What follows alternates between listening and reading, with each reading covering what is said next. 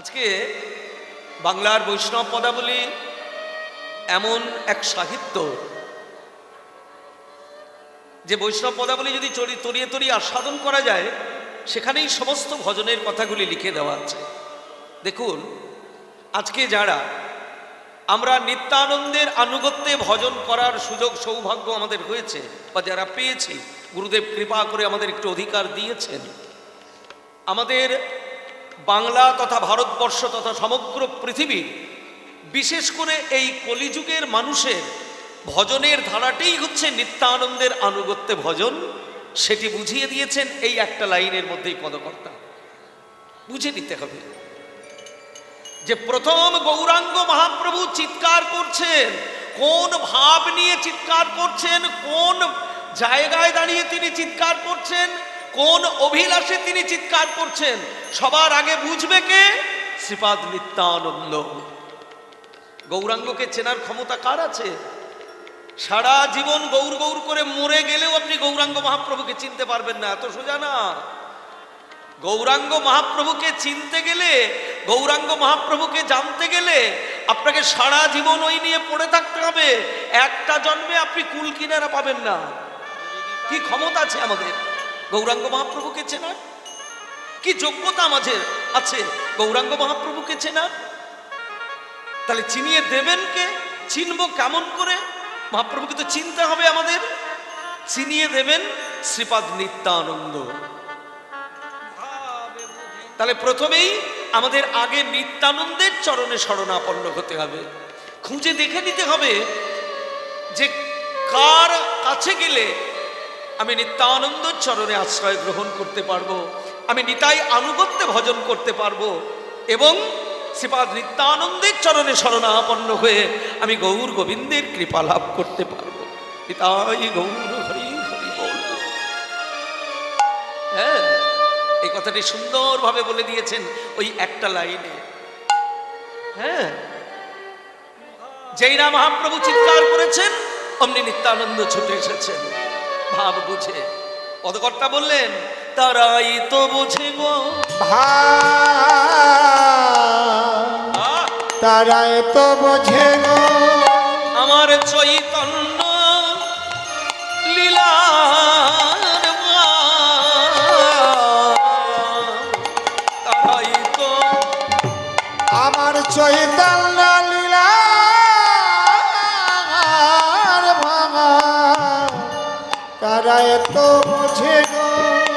তারা বোঝে, যারা বুঝে বোঝাই করে রেখেছে, যারা বুঝে বোঝাই করে রেখেছে,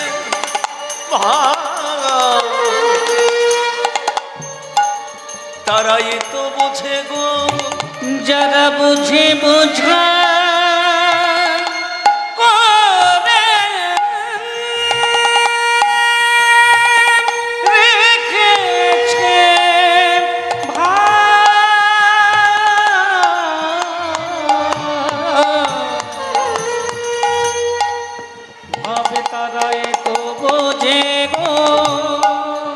জানে কারা?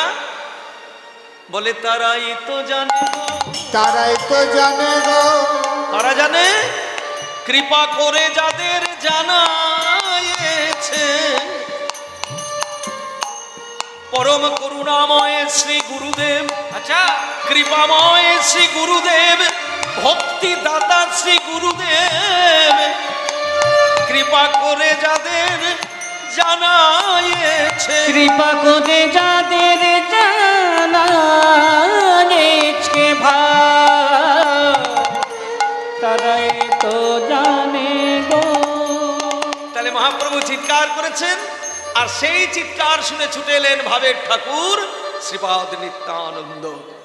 এইবার দুই ভাই মিলে চিৎকার শুরু করেছে।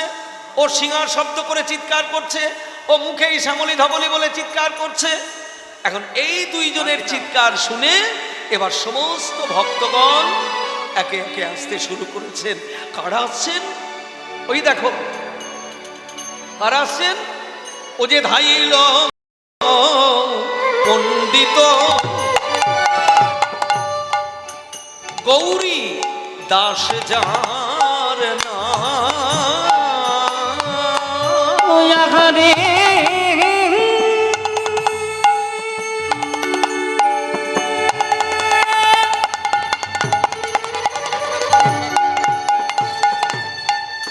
আহামরি রে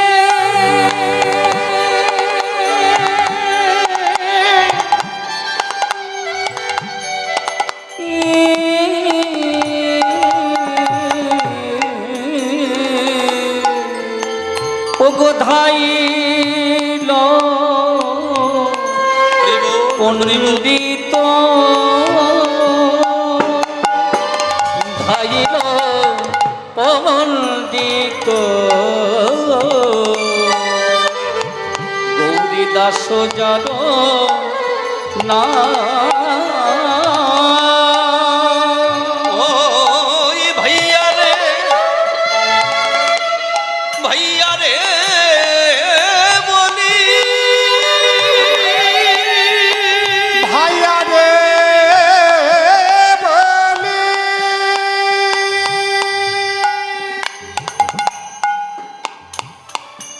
ভাইয়া রে ভাইয়া রে বলে দেখো ডাকে অবি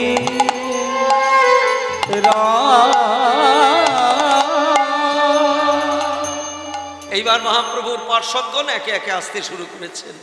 যারা বৃন্দাবন লীলায় ছিলেন তারা আবার নবদ্বীপ লীলায় একে একে সবাই মহাপ্রভুর সঙ্গে আস্তে আস্তে মিলিত হচ্ছেন। ধাইল পণ্ডিত গৌরীদাস যার নাম, এই গৌরীদাস বৃন্দাবন লীলায় আমার গোবিন্দের প্রিয় নর্ম সখা ছিলেন। গোবিন্দের প্রিয় নর্ম সখা কে বলুন? আপনারা তো অনেকদিন ধরে কীর্তন শুনছেন। বাহ, কে বলেছেন এখানের মধ্যে? এই তো বাহ বাহ বাহ। গোবিন্দের প্রিয় নর্ম সখা কে? সুবল। গোবিন্দের প্রিয় নর্ম সখা হচ্ছেন সুবল সখা, যিনি কলিযুগে আমার গৌরাঙ্গ পার্ষদ গৌরীদাস পণ্ডিত হয়ে অবতীর্ণ হয়েছেন। আস্তে আস্তে এসে আমার মহাপ্রভুর সঙ্গে মিলিত হলেন। আর একজন সখা রয়েছেন যিনি খুব অভিমানী সখা। সখাদের মধ্যে খুব অভিমানী সখা গোবিন্দের যে 24 জন বন্ধু, এই 24 জন বন্ধুর মধ্যে খুব অভিমানী বন্ধু হচ্ছেন শ্রীদাম। এটা শুনে রাখুন আপনারা, এটা শুনে রাখা দরকার। প্রত্যেকটি সখার ভগবত লীলায় এক একটা করে গুরুত্ব রয়েছে। সুবলের যেমন গুরুত্ব রয়েছে কৃষ্ণলীলায়, শ্রীদামেরও কিন্তু গুরুত্ব রয়েছে কৃষ্ণলীলায়। শ্রীদাম সম্পর্কে যখন আপনারা সুন্দরভাবে জানতে পারবেন তখন দেখবেন যে শ্রীদামের প্রত্যেকটি সখারই এক একটা করে গুরুত্ব রয়েছে। তো সখাদের মধ্যে শ্রীদাম হচ্ছে খুব অভিমানী সখা। কেমন অভিমান একটু ছোট্ট করে বলি আপনাদের, খুব বেশি সময় নেব না।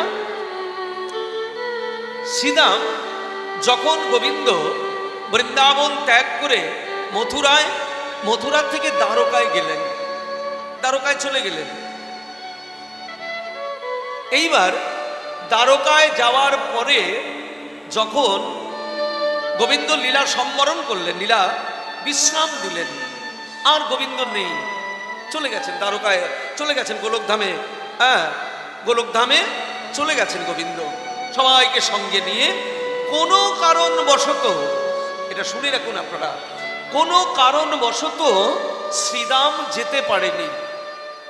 তো শ্রীদাম যেতে পারেনি বলে যখন সবাইকে হারিয়েছে শ্রীদাম, কাউকে যখন দেখতে পাচ্ছে না, কাউকে যখন দেখতে পাচ্ছেন না, আস্তে আস্তে আস্তে আস্তে সবার নাম ধরে চিৎকার করে করে বেড়াতে লাগলেন বৃন্দাবনে। সবার নাম ধরে চিৎকার করে করে ডাকতে লাগলেন। তার সঙ্গে সঙ্গে তার প্রাণের কানাই, কানাই,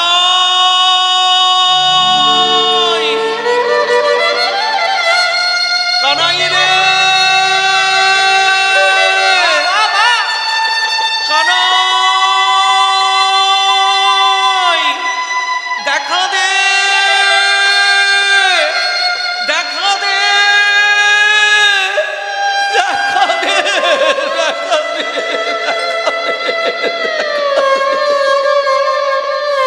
দেখা দে।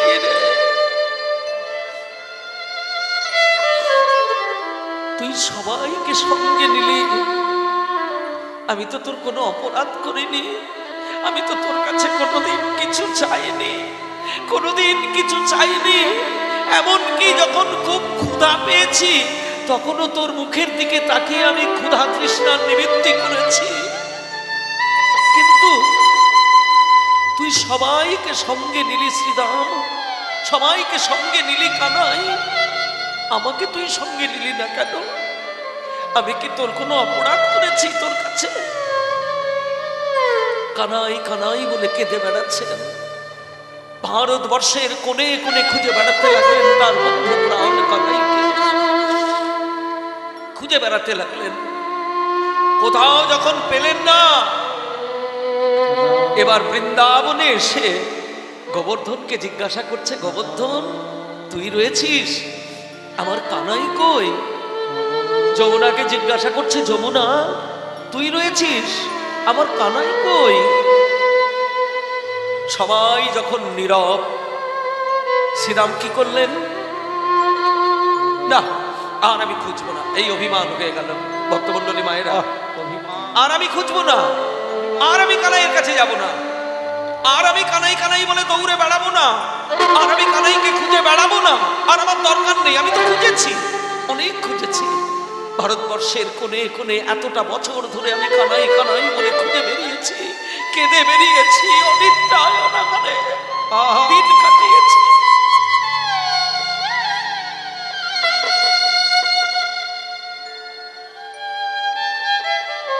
গোবর্ধনের একটা গুহার মধ্যে প্রবেশ করলেন শ্রীরাম।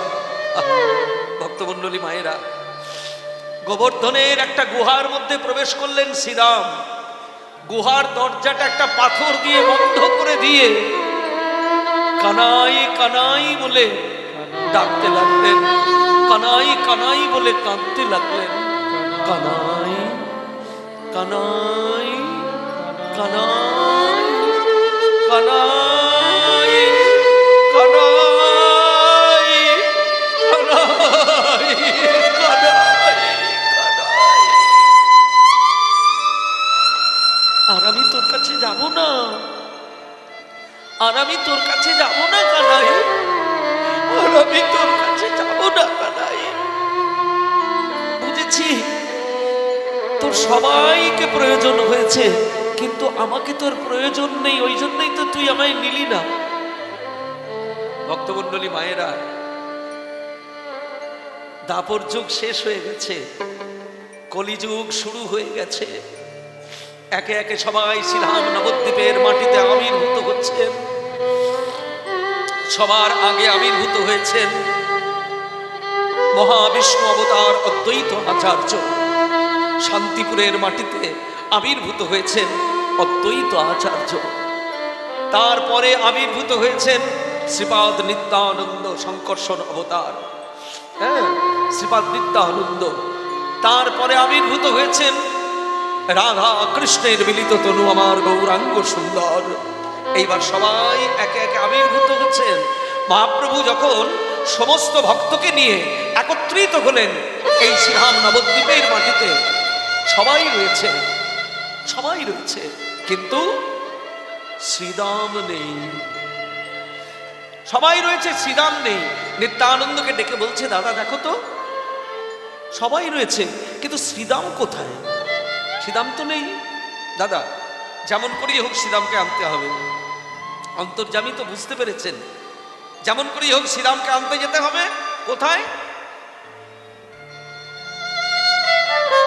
জানি তাই একটি বিশেষ ঘোষণা, কোন এক ভক্ত কিংবা ভক্তিমতী মায়ের একটি মানি ব্যাগ হারিয়ে গেছে।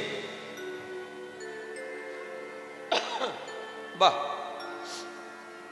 এ তো সম্ভবত আমার জায়গার মানুষ। পাল জুয়েলার্স, সাঁইথিয়া সোনাপটি, বীরভূম।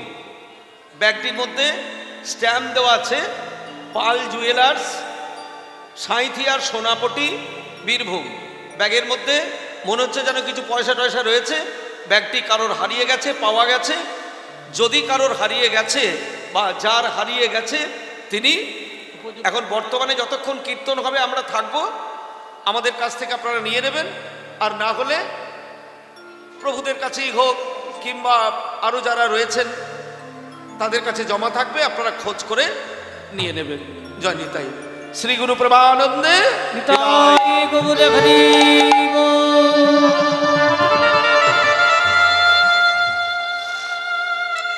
এইবার শ্রীদামকে খুঁজে আনার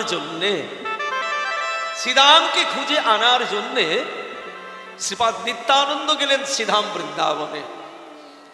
আনাচে কানাচে খুঁজে বেড়াচ্ছেন, শ্রীদাম কোথায়, শ্রীদাম কোথায়, শ্রীদাম কোথায়। খুঁজতে খুঁজতে প্রভু যখন ক্লান্ত হয়ে গেলেন, ঠিক আস্তে আস্তে আস্তে আস্তে ওই গোবর্ধনের পাদদেশে যে গুহার মধ্যে প্রবেশ করে কানাই কানাই বলে বসে বসে কাঁদছে শ্রীরাম, ওই গুহার পাশে গিয়ে বসেছে। যেই না বসেছে অমনি গুহার ভেতর থেকে ওই কানাই কানাই রব চমকে উঠলেন। কে? এ তো আমাদের কোনো এক সখার কণ্ঠ। তাহলে কি শ্রীরাম বসে বসে কাঁদছে? দেখি তো। গুহার মুখে যে পাথরটা লাগানো ছিল ওই পাথরটা সরিয়ে দিয়েছে।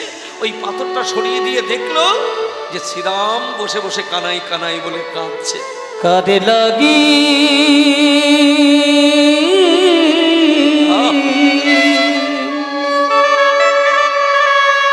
কাঁদি শ্রীদাম। এ ভাই, এ শ্রীরাম, একা একা শ্রীরাম বসি নিরালায় কর লাগি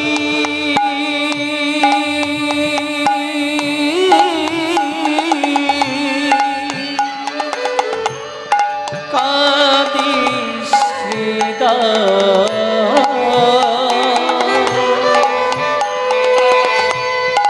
একা একা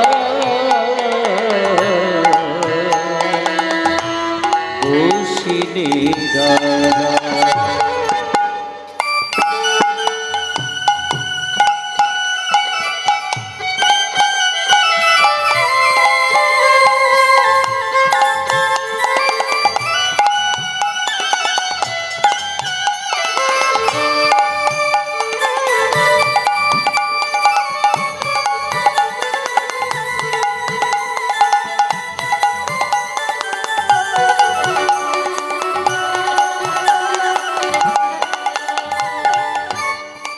শুনেছি নাকি রে ভাই, ওই বাঁশরীর সুর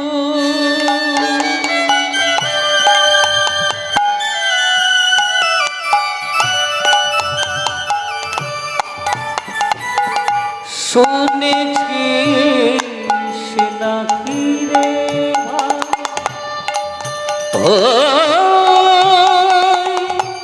বাঁশরীর সুর শুনেছি নাকি রে শুনেছি হরি বল, হরি বল। নাকি রে ওই ব্রজপুর, ওই ব্রজপুর কারে লাগি কাঁদে শ্রীদাম। একা একা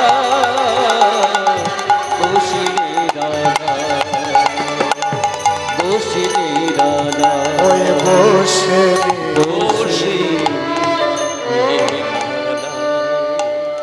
শ্রীদাম, শ্রীদাম, শ্রীদাম, কে তুমি? আরে আমি তোর দাদা, তুই চিনতে পারছিস না? আমি তোর দাদা, আমি তোর দাদা বলরাম। না না, তুমি বলরাম নও।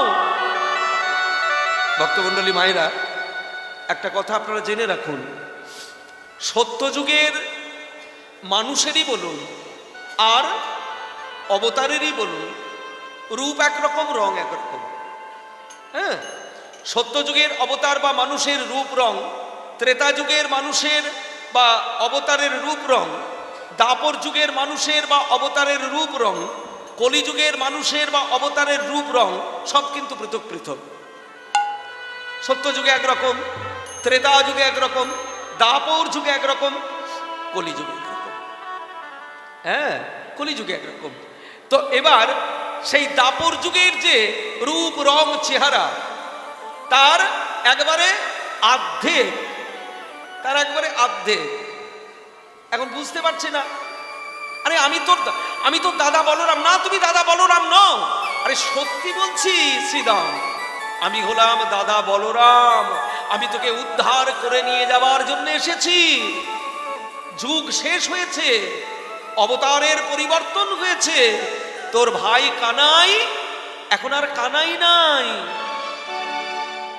ভাই কানাই কানাই নাই। ভাই কানাই কানাই নাই মানে, আরে বলছি তো, ভাই কানাই কানাই নাই। তার রূপ পরিবর্তন হয়েছে, তার ঢং পরিবর্তন হয়েছে, তার অঙ্গের বর্ণ পরিবর্তন হয়েছে, তার লীলা পরিবর্তন হয়েছে, জানিস? আয় তুই বেরিয়ে আয়, তোকে বলছি, আয় আয় একটু বেরিয়ে আয়। তুমি কোনো রাক্ষস নও তো? তুমি আমায় ওই হরণ করে নিয়ে যাবে না তো? আরে না রে বাবা, আয় বলছি, বেরিয়ে আয়।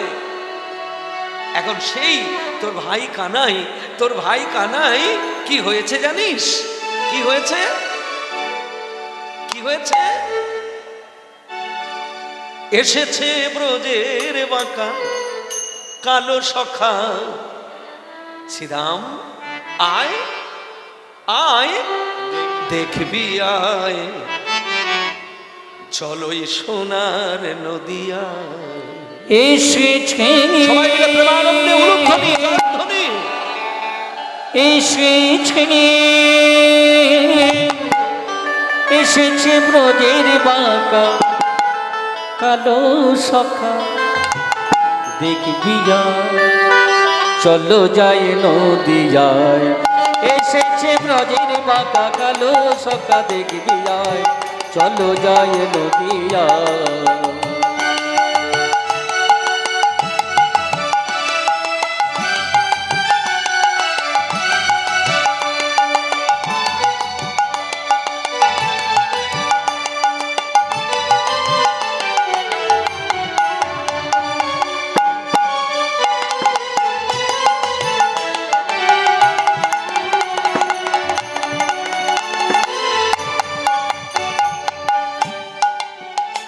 তার কালো বরণ নাই, এখন কালো বরণ না,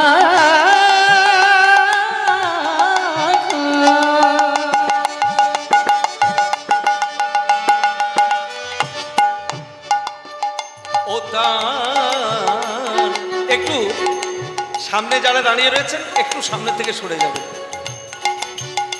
ও তার কালো বরণ না,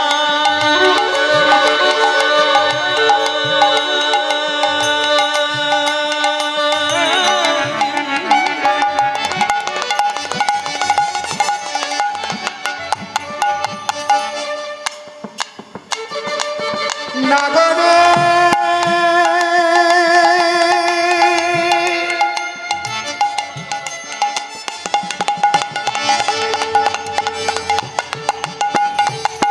ভাইয়ারে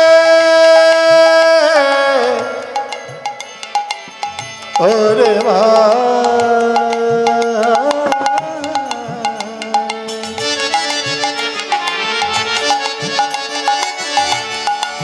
তার কালে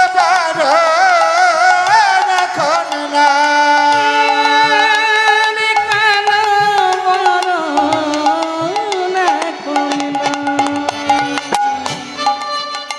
কালো বরণ এখন নাই, কালো বরণ এখন নাই।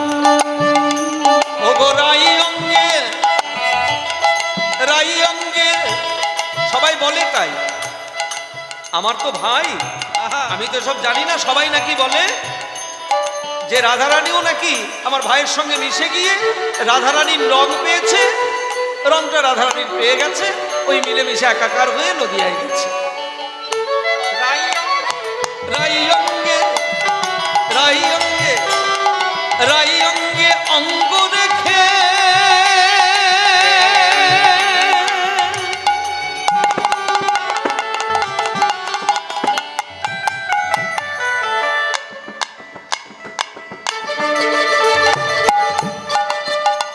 এবে গৌর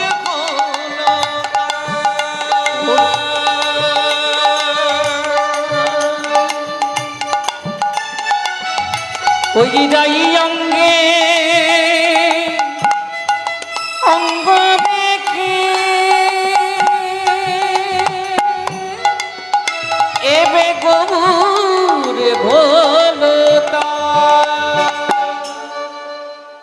এখন ব্রজের ভাবের খেলা এখন ব্রজের রসের খেলা এখন ব্রজের ভাবের খেলা খেলতে এসেছে হেথায় এসেছে এসেছে। এসেছে ব্রজের বাবা কালো সখা দেখবি আয়, চলো যাই নদী যায়। এসেছে ব্রজের বাবা কালো সখা দেখবি আয়, চলো যাই নদী যায়।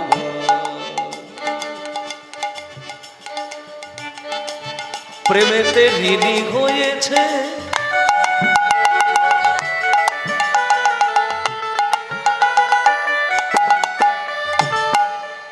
সবাই বলে কি জানিস শ্রীরাম কি বলে বলে নাকি আমার ভাই কানাই ব্রজগোপীর প্রেমে এমন ঋণী হয়ে শেষকালে তাকে বাঁশিটা পর্যন্ত ব্রজগোপীর চরণে নিবেদন করে নাকি নদিয়ায় আসতে হয়েছে। এটা বলে সবাই, সেটাও তোকে জানিয়ে দিচ্ছি। প্রেমেতে ঋণী হয়েছে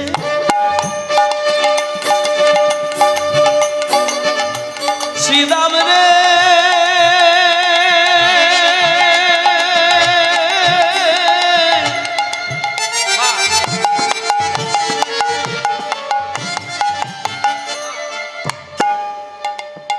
ওরে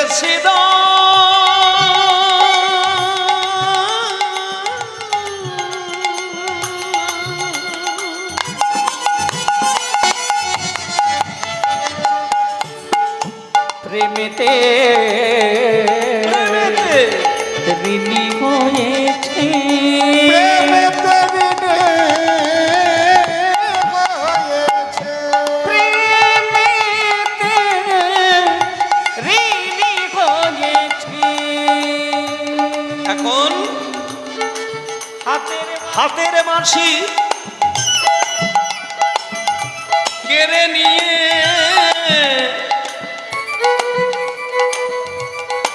তাকে নাকি বিদায় দিয়েছে তাকে নাকি বিদায় দিয়েছে। এখন হাতে বাঁশি নাই। হ্যাঁ, বৃন্দাবনে যেখানে সেখানে দাঁড়িয়ে আমার ভাই বাঁশি বাজাতো ত্রিভঙ্গ বঙ্কিম ঠামে, এখন বাঁশি নাই। তাই কি করে জানিস, দুটি প্রেমের বাঘু প্রেমানন্দে তুলে হরি হরি বলে নবদ্বীপের পথে ঘুরে বেড়ায়।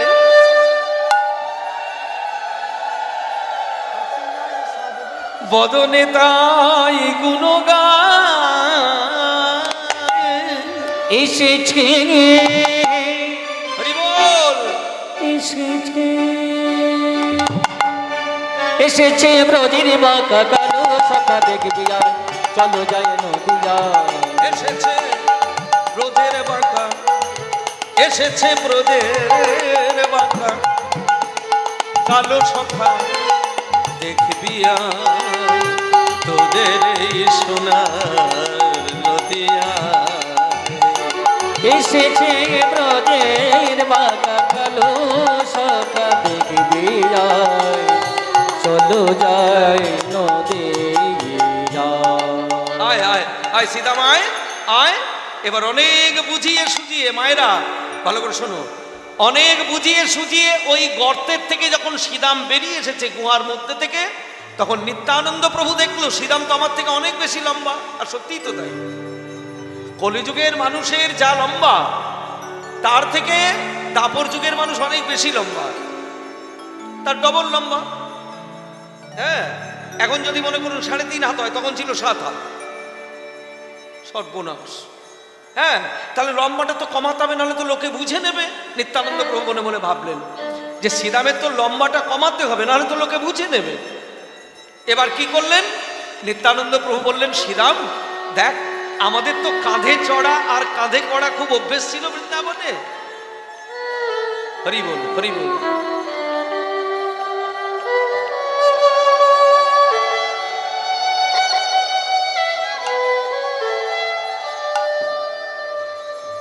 কাঁধে চড়া আর কাঁধে কড়া এই দুটোরই আমাদের খুব অভ্যেস ছিল বৃন্দাবনে। তোরাও আমাদেরকে কাঁধে নিয়েছিস, আমরাও তোদেরকে কাঁধে নিয়েছি। তাই ভাই, আমি তো অনেকটা পথ হাঁটাহাঁটি করেছি তোকে খুঁজতে খুঁজতে, না আমি খুব ক্লান্ত হয়ে গেছি, জানিস, আমি খুব ক্লান্ত হয়ে গেছি। তাই ভাই রে, তুই আমাকে একটু কাঁধে নে। নিত্যানন্দ প্রভু ভাবলেন যে আমাকে যদি একবার শ্রীরাম কাঁধে নেয়, আমার সংকর্ষণের শক্তি দিয়ে আস্তে আস্তে আমি ঠিক শ্রীরামকে স্বাভাবিক অবস্থায় নিয়ে আসবো, সেটা শ্রীরাম বুঝতে পারবে না। তাই নিত্যানন্দ প্রভুকে কাঁধে নিয়েছে, কাঁধে নিয়ে এইবার নবদ্বীপের দিকে ছুটতে ছুটতে যাচ্ছে। হ্যাঁ, ছুটতে ছুটতে যেতে যেতে যেতে যেতে যেতে যেতে যখন নিত্যানন্দ প্রভু দেখলো এবার আমাদের লম্বাটা মানে উচ্চতাটা স্বাভাবিক হয়েছে, আর নিতে হবে না। শ্রীরাম চ, অনেকটা কাঁধে করে নিয়ে এসেছিস, আর নিতে হবে না, এবার চল দুই ভাই আমরা একটু গল্প করতে করতে হাঁটতে হাঁটতে যাই। এই শ্রীরাম এসে মহাপ্রভুর সঙ্গে শ্রীরাম নবদ্বীপের মাটিতে মিলিত হলেন। হ্যাঁ, মিলিত হলেন। আরেকটা ঘটনা আপনারা জেনে রাখুন শ্রীরাম সম্পর্কে। এই বৃন্দাবন থেকে যখন নবদ্বীপে এলেন শ্রীরাম, কোনো মায়ের কোল ভায়া করে নয়, সরাসরি তার রূপের পরিবর্তন হলো এবং তার নাম হলো অভিরাম ঠাকুর। মনে থাকবে তো এগুলো? এই পরবর্তী কীর্তনে যখন কোনো কীর্তনী আপনাদেরকে জিজ্ঞাসা করবে, তখন এরকম করে টক টক করে উত্তর দিয়ে দেবেন। বৃন্দাবনের যিনি শ্রীরাম সখা, সুবল হলেন গৌরীদাস পণ্ডিত। শ্রীরাম সখা কে, কি বললাম এখনই? অভিরাম ঠাকুর। ওখানে যেমন অভিমানী, এখানেও কিন্তু ঠিক তেমনি অভিমানী। বাংলার বহু কৃষ্ণ মূর্তি ওই শ্রীরামের প্রণামে ফেটে চৌচির হয়ে গিয়েছিল, জানেন? বলে আমার ভাই কানাইকে নিয়ে বুঝলো কি, সব খেলা আরম্ভ করেছে। একটা করে আমার ভাই কানাইয়ের মূর্তি আরম্ভ করে ওই মন্দিরের মধ্যে রেখে সব মজা আরম্ভ করেছো। ওই দেখি তো কোনটা আমার ভাই কানাই। সত্যিকারের যদি আমার ভাই কানাই হয় তাহলে স্থির থাকবে, আর ওই মূর্তিটা যদি খেলা করার মূর্তি হয় তাহলে আমি প্রণাম করব, আমার প্রণামে ফেটে চৌচির হয়ে যাবে। শ্রীরামের প্রণামে বাংলার অনেক মূর্তি ফেটে চৌচির হয়ে গিয়েছিল সেই সময়, এতখানি তার ক্ষমতা। হ্যাঁ, রঘুনন্দনকেও গিয়েছিলেন পরীক্ষা করার জন্য। যখন রঘুনন্দন ঠাকুর গোপীনাথকে নাড়ু খাওয়ালেন, আপনারা জানেন তো গল্পটা। কাটোয়ার শ্রীখণ্ডের যখন ছোট্ট রঘুনন্দন গোপীনাথকে নাড়ু খাওয়ালেন, সেই কথাটা যখন সারা বাংলায় প্রচার হয়ে গেল যে মুকুন্দ কবিরাজের ছোট ছেলে ভক্ত রঘুনন্দন গোপীনাথকে নাড়ু খাইয়েছে, অভিরাম ঠাকুর বলল খেয়ে দে কাজ নেই, আমার ভাই কানাই এত সস্তা, ওই কোথাকার কে ওর হাতে নাড়ু খেতে আসবে? কত ভক্ত বসে বসে কাঁদছে খাওয়ানোর জন্যে, কত অনুরাগী মানুষ বসে বসে কাঁদছে খাওয়ানোর জন্যে, আর কোথাকার কে একজন কোন ঝোপের মধ্যে দাঁড়িয়ে আছে তার হাতে নাড়ু খাবার জন্য আমার ভাই কানাই একবারে এত লালায়িত। আমার ভাই কানাই যেন কোথাও কিছু খেতে পায় না। চলো তো দেখি। একবারে সোজা চলে গেল শ্রীখণ্ডে গিয়ে, বাচ্চা তোর নাম কি? আমার নাম রঘুনন্দন। ও, তুমি সেই আসামি লোককে বলে বেড়াচ্ছ যে আমার হাতে গোপীনাথ নাড়ু খেয়েছে? না, আমার হাতে আমি খাইয়েছি গোপীনাথকে নাড়ু, এটা আমি কোনোদিনই বলিনি। কৃপা করে গোপীনাথ আমার কাছ থেকে নাড়ু খেয়েছে, আমি খাওয়াতে পারিনি। কি সাধ্য আছে আমার, কি ক্ষমতা আছে আমার, কি ভজন আছে আমার, কি দক্ষতা আছে আমার, কি বিদ্যা বুদ্ধি আছে আমার। ভক্তমণ্ডলী, ভক্তিমতী মায়েরা, ভগবান যদি নিজ গুণে কাউকে কৃপা না করেন, আপনারা এগুলো সবসময় মনে রাখবেন। এই যে আপনারা বসে বসে কীর্তন শুনছেন, কীর্তন শোনার সৌভাগ্য হয়েছে আমার বলাই চাঁদের চরণ প্রান্তে বসে বসে প্রভুদেরকে সামনে রেখে। এই যে আপনারা বসে বসে কীর্তন শুনছেন, এটা জানবেন আপনাদের অনেক অনেক জন্মের স্বীকৃতি এবং গুরু গোবিন্দের কৃপা, এটা মনে রাখবেন। কীর্তন গাওয়াটা যেমন একটা ভজন, কীর্তন শোনাটাও কিন্তু এরকম একটা ভজন। নববিধা ভক্তির কথা প্রহ্লাদ মহারাজ তার বাবা হিরণ্যকশিপুকে বলতে গিয়ে প্রথমেই কিন্তু আপনাদের আসনের কথা বলেছেন, আমার এই আসনটার কথা নয়। কি হ্যাঁ, নববিধা ভক্তির কথা বলতে গিয়ে প্রথমেই প্রহ্লাদ মহারাজ বললেন শ্রবণং কীর্তনং। কীর্তনং শ্রবণং বলেনি, বলেছে প্রথমে বলেছে শ্রবণং। আগে ভগবানের কথা শুনতে শেখো। কবিরাজ গোস্বামীপাদ সিদ্ধান্ত করেছেন না, কবিরাজ বুঝে বানা বুঝে কেহ, শুনিতে শুনিতে শেখ। কিচ্ছু করার দরকার নেই, কিচ্ছু বোঝার দরকার নেই। তুমি যদি প্রাণ ভরে সারা জীবন মনে করো যে আমার দ্বারা আর কিচ্ছু হবে না, আমি গোবিন্দ চরণে তুলসী দিতে পারবো না, আমি ভগবানের জন্য অন্য কোনো কাজ করতে পারবো না, সেবা স্বরূপ যদি তুমি প্রাণ ভরে ভগবানের কথা বসে বসে শুনতে পারো, তাহলেই তোমার একদিন না একদিন কৃষ্ণ প্রেমের উদ্দীপন হবে, কৃষ্ণ ভক্তির উদ্দীপন হবে। বুঝে বানা বুঝে কেহ, শুনিতে শুনিতে সেহ, কি অদ্ভেদ চৈতন্য চরিত, কৃষ্ণ উপজবে প্রীতি, বুঝিবে রসের রীতি, শুনিলেও হয় বড় হি। হায় বড় হি। শ্রবণ মঙ্গলম, শ্রবণ মঙ্গলম। ওই যে গোপী গীতের মধ্যে একটা শ্লোক আছে না, তব কথামৃতম তপ্ত জীবনম কবিভীরিতম কলমশাপহম, শ্রবণ মঙ্গলম শ্রীমদাততম ভুবি গৃহকান্তি তে ভুরিদাজনা। ভগবানের কথা শোনা মাত্রই তোমার দেহ মন সব কিছু পবিত্র হয়ে যায়। আর এইভাবে শুনতে শুনতে শুনতে শুনতে আমাদের দেহ, আমাদের মন, আমাদের চিত্ত, আমাদের বুদ্ধি সব যখন শুদ্ধতায় পরিণত হবে, সেই দিন আমাদেরকে ভক্তি মহারানী কৃপা করবেন। প্রেম সে বলো নিতাই চাঁদ কি, বলদেব জিউ কি।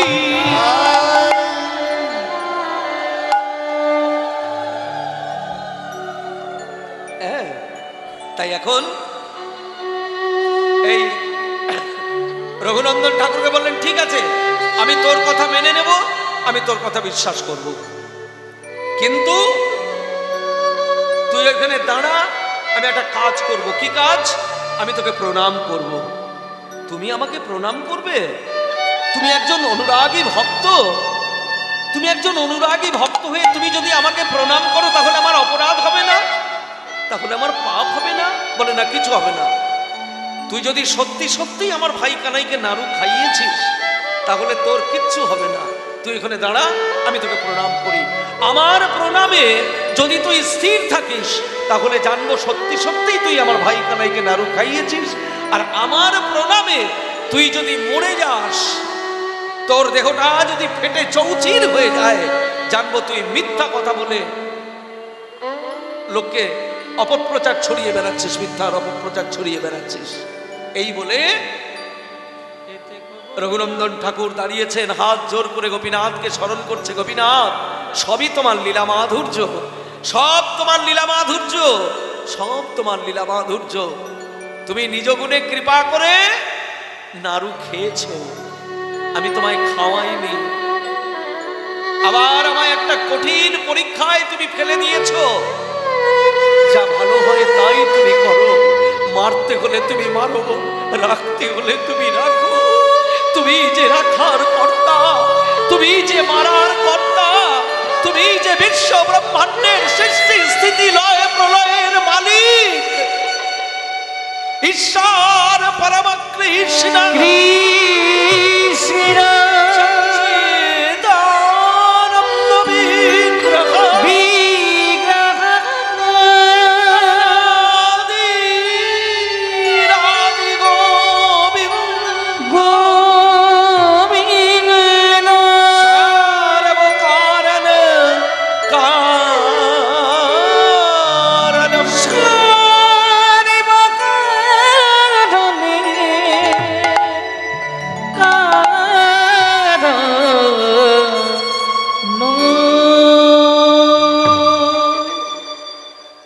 হ্যাঁ ঠিক আছে, যা তুমি আমাকে প্রণাম করবে বলছো, করো করো। একবার প্রণাম করার কথা, সেই জায়গায় এতে কো বলিয়া প্রণাম করিলা। এতে কবলিয়া প্রণাম করিলা তোকে বলিয়া প্রণাম করিলা।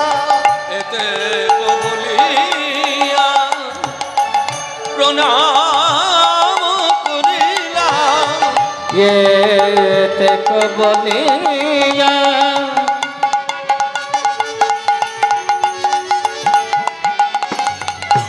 প্রণাম করিলা। 2 4 5 সাথে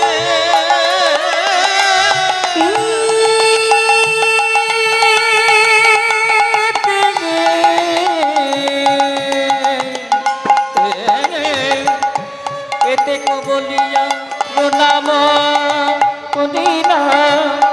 2 4 5 সাথে তবু নাকি মনে দেখিয়া তাহারে অভিরাম লইলা কাঁধে। তবু না মনে দেখিয়া তাহারে অবিরাম লইলা কোলে। তবু নাকি মনে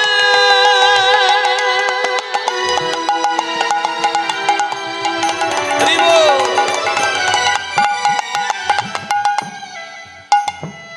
দেখিয়া তাহারে অভিরাম লইলা কাঁধে। তবু না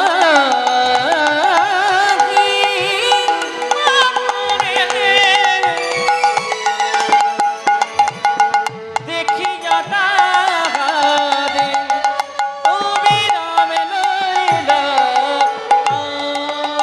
তারি আনন্দ হরিবল। ধরে তাদের আনন্দ ধারে ধারে রঘুনন্দনকে কাঁধে নিয়ে আনন্দ আর ধরে রে। রঘুনন্দন কাকে বাজে আনন্দ আর ধরে রঘুনন্দনকে কাঁধে নিয়ে ওরে নাইয়া আনন্দের সীমা নাই রঘুনন্দনে কাছে নিয়ে ওরে নাইয়া আনন্দের সীমা নাই রঘুনন্দনে কাছে নিয়ে ওরে নাইয়া আনন্দের সীমা নাই রঘুনন্দনে কাছে নিয়ে ওরে নাইয়া আনন্দের সীমা নাই রঘুনন্দনে কাছে নিয়ে নাইয়া আনন্দের সীমা তারি আনন্দ যার ধরে না।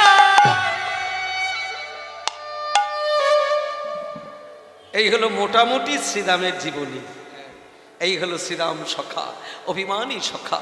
এবার সবাই একে একে গৌরাঙ্গ মহাপ্রভুর সঙ্গে মিলিত হতে লাগলেন। হরিনামের খেলা খেলবেন বলে, হরিনামে আনন্দ করবেন বলে, সারা নবদ্বীপ হই হই করে বেড়াবেন বলে হরিনাম খোল করতাল সঙ্গে করে। কেমন তাইল পণ্ডিত গৌরীদাস যার নাম, ভাইয়া রে বলি ডাকে অবিরাম। এবার চরণে নুপুর গোরা, ও চরণে নুপুর নুপুর নুপুর গোরা, চরণে নুপুর গোরা, গোরায় আমার সর্বাঙ্গে চন্দন। ও চরণে নপুর নপুর নপুর গোরা, ওই চরণে নুপুর গোরা,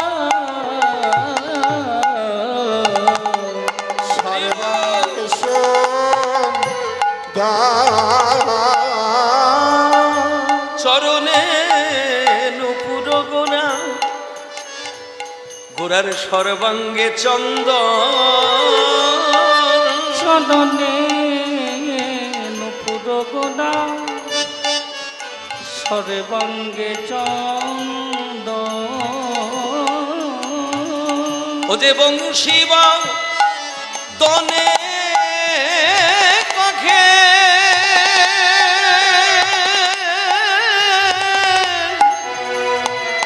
এবার নামে চলো গোবর্ধন। ওই বংশীবা বনে কাকে গোষ্ঠে চলো, ও গো বংশী বদনে কহে,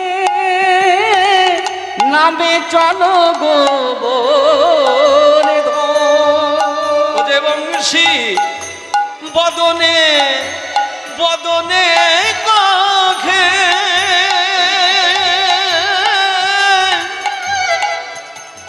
নামে চলো গোবর্ধন।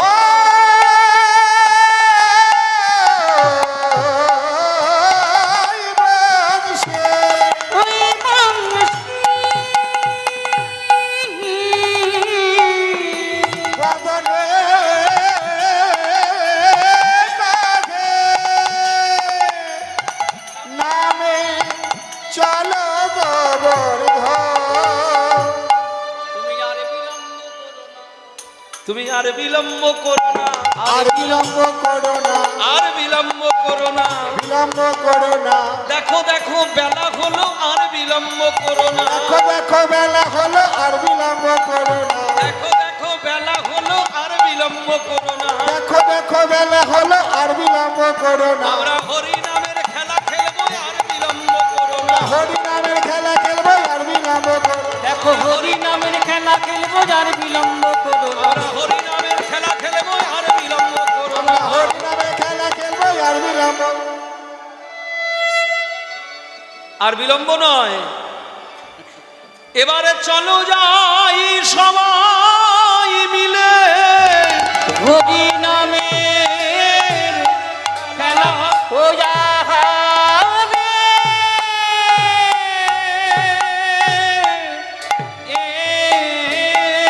ও আহারে, ও যাহারে, ও হারে আমারে, হারে আমারে। হারে তুমি আর বিলম্ব ও গো বংশী বদনে কহে, নামে চলো গোবরে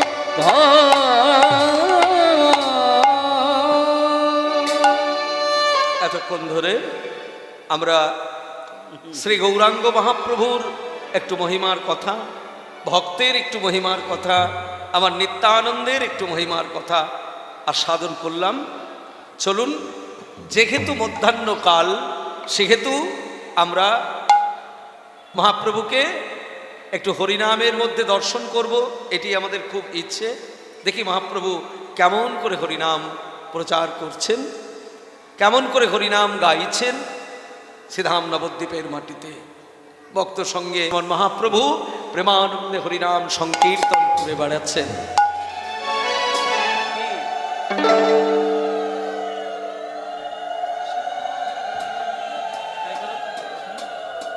আপনারা যাবেন নাকি মহাপ্রভুর সঙ্গে কীর্তনে?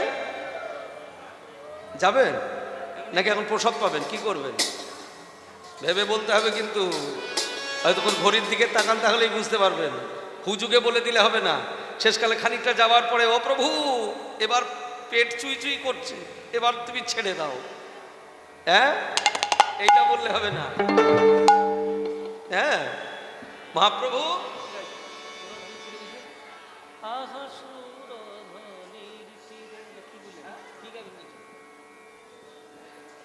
মহাপ্রভু মনের আনন্দে ভক্ত সঙ্গে হরিনাম সংকীর্তন করছেন।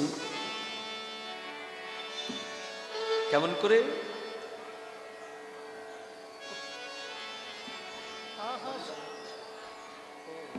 চলুন দেখি, মহাপ্রভু কীর্তন করছেন, আমরাও মহাপ্রভুর সঙ্গে একটু কীর্তন করি।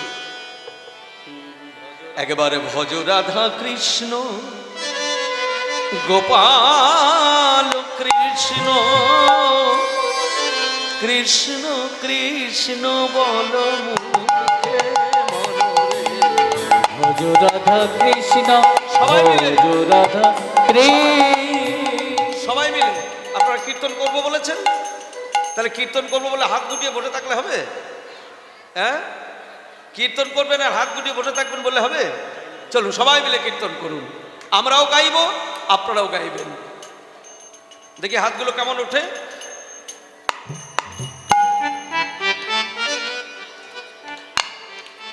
সবার কিন্তু হাত উঠছে না ভালো। এই হাত ওঠানোটা একটা অভ্যেস, জেনে রাখবেন। এরকম করে না, হাত উঠাতে হবে একদম এইরকম করে, হাত সোজা। এইবার আপনি তালে তালে তালি দিতে পারেন, অসুবিধে নেই, কিন্তু হাত এইভাবে নয়, হাত সোজা রেখে। একেবারে ভজ রাধা কৃষ্ণ গোপাল কৃষ্ণ, কৃষ্ণ কৃষ্ণ বল মুখে মনরে। সবাই মিলে, সবাই মিলে। কৃষ্ণ ভজ রাধা কৃষ্ণ, ভজ রাধা কৃষ্ণ গোপাল কৃষ্ণ, কৃষ্ণ কৃষ্ণ বল মুখে মনরে। ভজ রাধা কৃষ্ণ গোপাল কৃষ্ণ, কৃষ্ণ কৃষ্ণ বল মুখে মনরে। ভজ রাধা কৃষ্ণ গোপাল কৃষ্ণ, কৃষ্ণ কৃষ্ণ বল মুখে। বুকে ভরে যায় অভাব মিটায়, নামে বুকে ভরে যায় অভাব মিটায়। বুকে ভরে যায় অভাব মিটায়, বুক ভরে যায় অভাব মিটায়, স্বভাব জাগায়। এই তো, আরে স্বভাবের পরিবর্তন করার জন্যই তো হরিনাম। স্বভাব পরিবর্তন। আমাদের যে ভাব আছে, হাত তুলে বেশিক্ষণ থাকতে পারি না, কেন? অভ্যেস নেই। এই জন্যই শ্রীমদ্ ভাগবত গীতার 18টি অধ্যায়ের মধ্যে একটা অধ্যায় হচ্ছে অভ্যাস যোগ। হ্যাঁ, গীতার কটা যোগ? 18টা যোগ। তা 18টা যোগের মধ্যে একটা হচ্ছে অভ্যাস যোগ। এই অভ্যাস, অভ্যাস করতে হবে।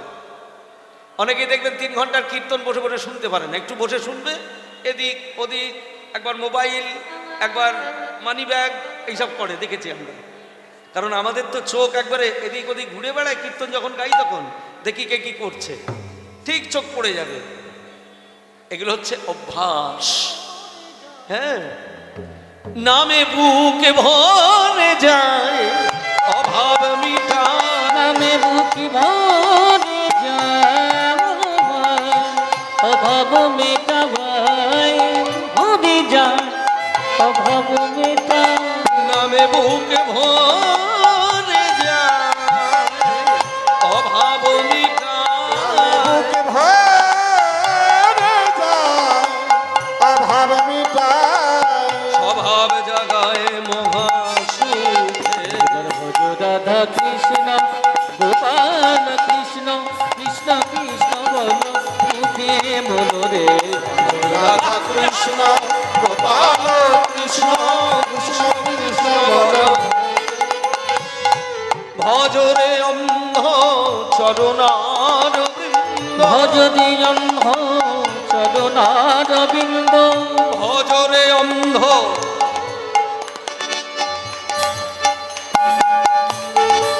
তালির জোর হচ্ছে কই? আর একটু জোর হবে না? ওই যে তারা দাঁড়িয়ে আছেন তাদেরকেও বলছি, ও মা, এই ওই উঁচুতে যারা বসে আছেন তাদেরকেও বলছি। আপনারা কি ভাবছেন আমরা এখতিয়ারের বাইরে? ভজরে অন্ধ চরণার, ভজ দিয়ন্ধ চরণার বিন্দ, ভজরে অন্ধ চরণার, ভজরে অন্ধ চরণার বিন্দ, যাহার করুণা লোকে লোকে, ভজ দিয়ন্ধ চরণার বিন্দ, যাহারি করুণা লোকে লোকে।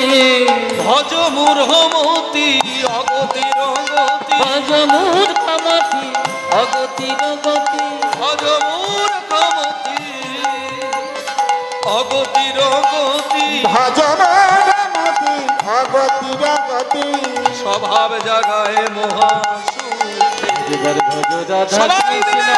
ভজ রাধা কৃষ্ণ, ভজ রাধা কৃষ্ণ গোপাল কৃষ্ণ, কৃষ্ণ কৃষ্ণ বল মুখে বলো রে। ভজ রাধা কৃষ্ণ গোপাল কৃষ্ণ, কৃষ্ণ কৃষ্ণ বল মোকে মনরে। ভজ রাধা কৃষ্ণ গোপাল কৃষ্ণ, কৃষ্ণ কৃষ্ণ বল মুখে।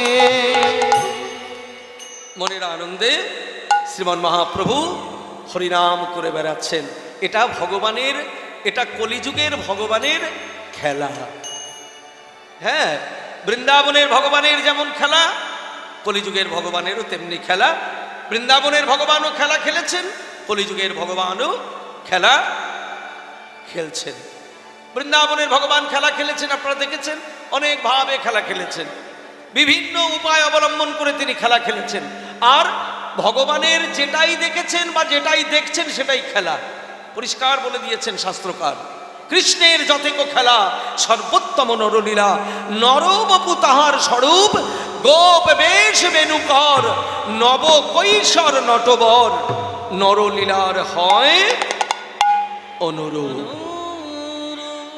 হ্যাঁ, খেলা খেলছেন ভগবান, বৃন্দাবনে খেলা খেলেছেন, নবদ্বীপের খেলা খেলেছেন।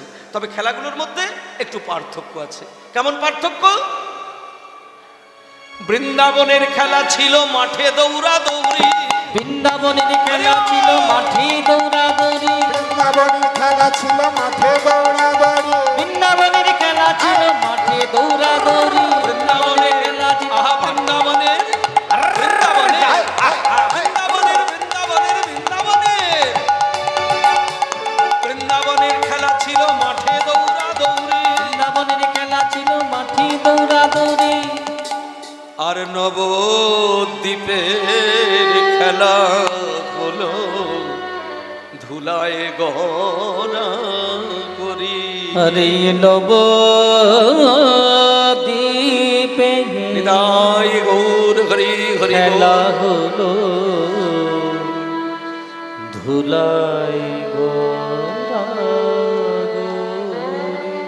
বৃন্দাবনের খেলা ছিল মুরলী বাদন, বৃন্দাবনের খেলা ছিল মুরলী বাদন, বৃন্দাবনের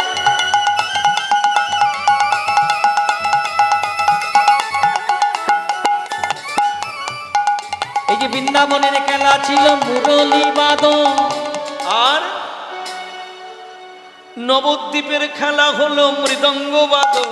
নবদ্বীপের খেলা হলো মৃদঙ্গ বাদন, নবদ্বীপের খেলা হলো মৃদঙ্গ বাদন। নবদ্বীপের খেলা হলো মৃদঙ্গ বাদন।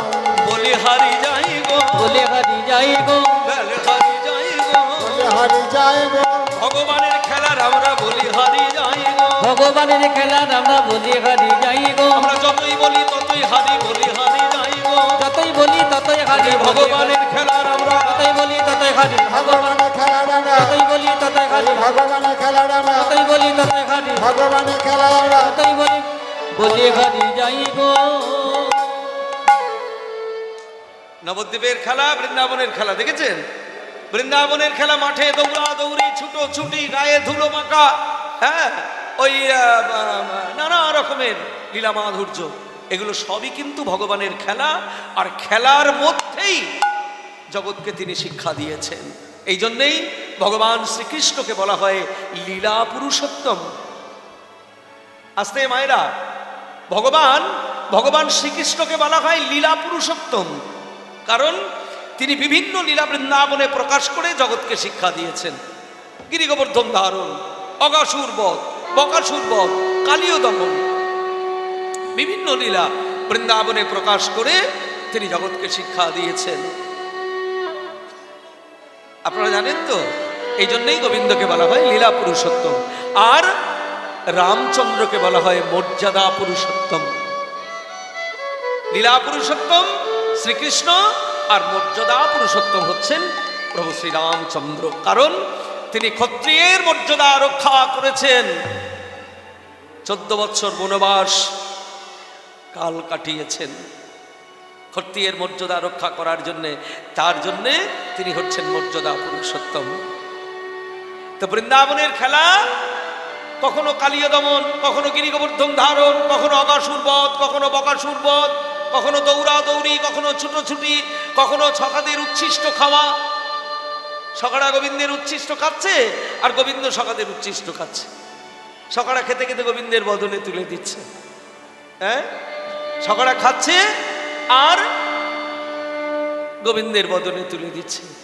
ওখানাই তোরে এঠো বড় মিঠো লাগে রে,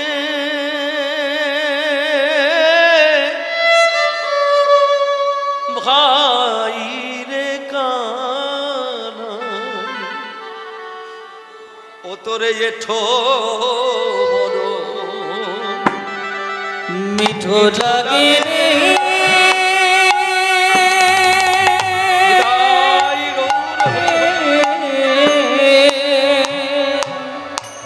ভাই রে কানা, ও তোরে এঠো বড় মিঠো মিঠো লাগে রে,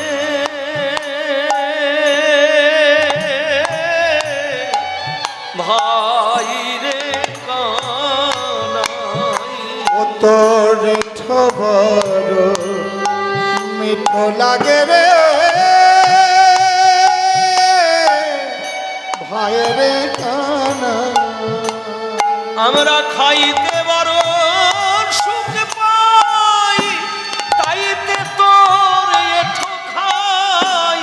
ও আমরা খাইতে বড় সুখ পাই, তাইতে তোর এঠো খাই। আমরা খাইতে বড় সুখ পাই, তাইতে তোর এঠো আমরা খাই। খাইতে বড় সুখ পাই, তাইতে তোর এঠো খাই।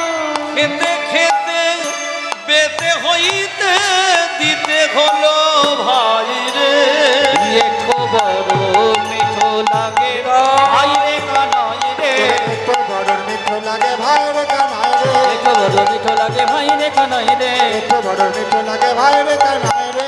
এঠো বড় মিঠো লাগে ভাই রে